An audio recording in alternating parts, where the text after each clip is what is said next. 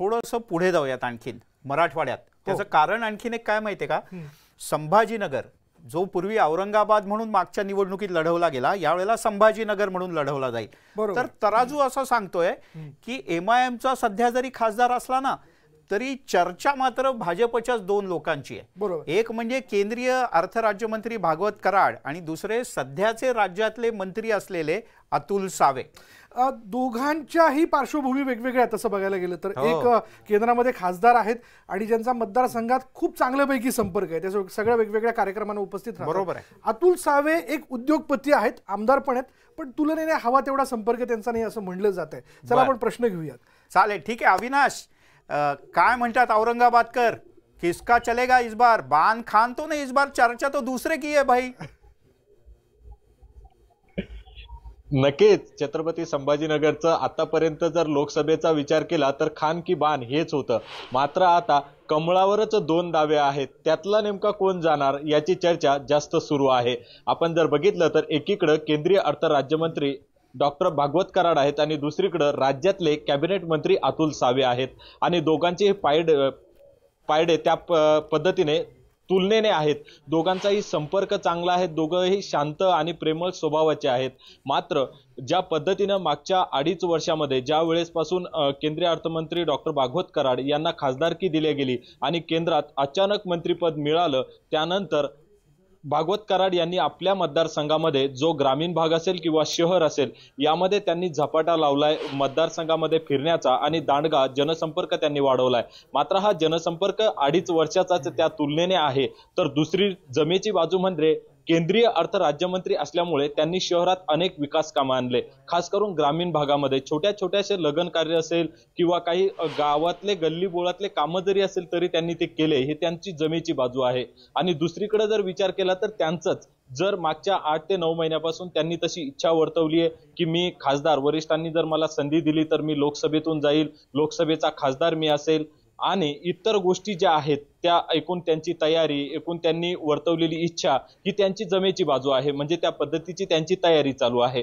मात्र त्यांचे काही ड्रॉबॅक्स सुद्धा आहेत. जर आपण विचार केला तर जे नकारात्मक आपण ज्याला म्हणतो ते असे असू शकतात की ज्यावेळेस केंद्रीय अर्थमंत्री डॉक्टर भागवत कराड यांना मंत्रिपद मिळालं होतं, हेच ते मंत्रिपद होतं, त्यावेळेस या जागेच्या प्रबल दावेदार पंकजा मुंडे यांना मराठवाड्यातून मानल्या जात होतं.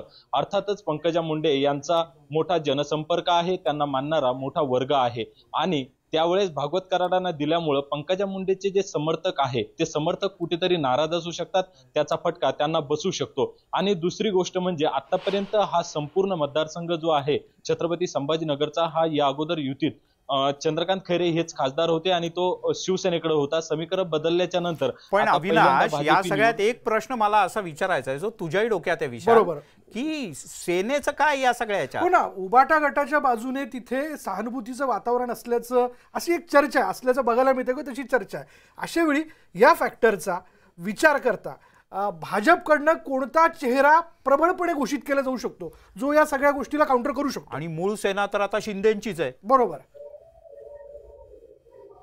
नक्की, जरी मूळ सेना शिंदेची असली तरी 2 दिवसाच्या अगोदर आपल्यालाही माहित आहे आणि प्रेक्षकांनाही माहित आहे, ज्या दिवशी अमित शहा गृहमंत्री यांची या ठिकाणी सभा झाली त्यावेळेस केंद्रात आपल्याला कमळ पाठवायचं हे त्यांनी स्पष्ट संकेत दिले आणि हा मतदारसंघ भाजपकडे जाईल अशी चर्चा आहे आणि आता तशी शक्यता वर्तवण्यात येते, तसे त्यांनी संकेत सुद्धा दिलेले आहेत.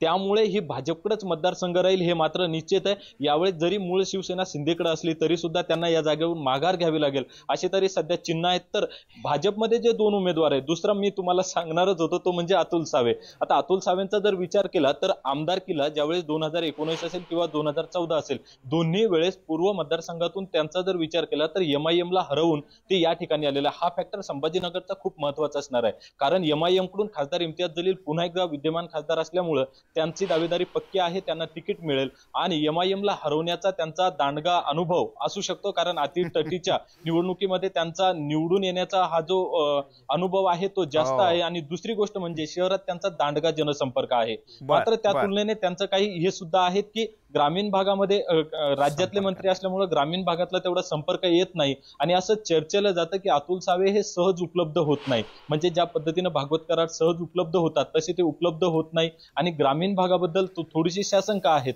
मात्र तुलनेने जर दोघांचं बघायचं गेलं तर दोन्ही नेत्यांना दुसऱ्या पक्षात सहज ऍक्सेस म्हणजे दुसऱ्या पक्षांच्या नेत्यासोबत त्यांचं असलेला संपर्क हा दांडगा आहे आणि दोघंही ओबीसी मधून येतात आणि छत्रपती संभाजीनगरमध्ये आता मराठा आंदोलनाचा जो फॅक्टर चालू आहे मराठा आरक्षणाचा त्यामुळे ओबीसी वोटिंग ह्या दोघांनाही चांगल्या पद्धतीने पडू शकते. म्हणजे भाजपकडे दोन तुलनेचे बराबरीचे उमेदवार असल्याला आपल्याला इथं तरी दिसून येत आहे. बर म्हणजे आपण तुर्तास असं म्हणूयात अविनाश की दोघांचं पारडं तुर्तास तरी समसमान आहे.